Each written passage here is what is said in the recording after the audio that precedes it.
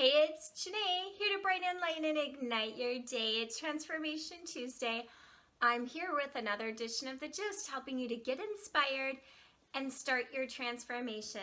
Today's resource is Thanks for the Feedback, the science and art of receiving feedback well, even when it's off base, unfair, excuse me, poorly delivered, and frankly, you're not in the mood.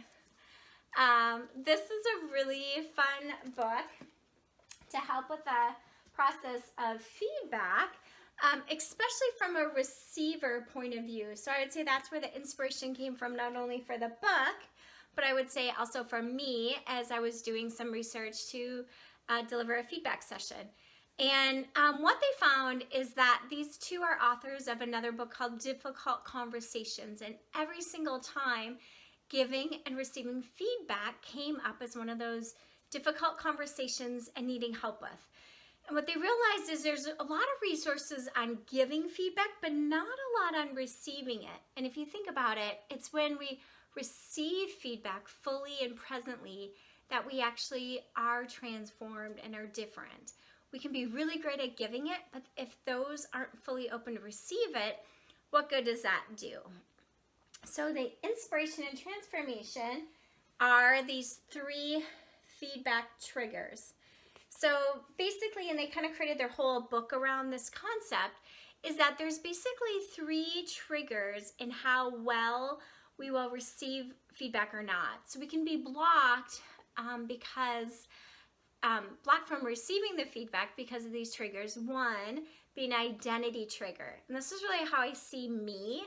I might not take the feedback because I see me in another light. Or maybe somebody says something and it triggers something in me and it's insecurity or something that makes me not want to hear that feedback.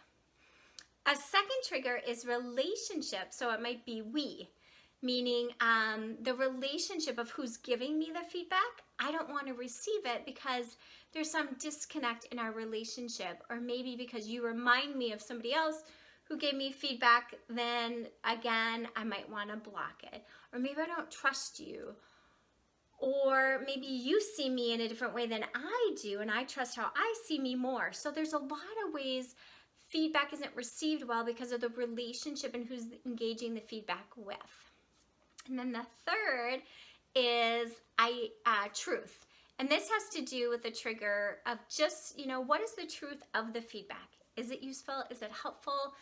Is it something instead just meant to be malicious and just said that? And so sometimes if there's not validity in the truth of the feedback, I might be challenged to see it in a different way and decide if it really helps me or not. So that just gives you the gist of this book on feedback, but it's a great resource, academic perspective, but a lot of good examples to help you improve in the ways that you can both give and mostly receive feedback. From my heart to yours, be love.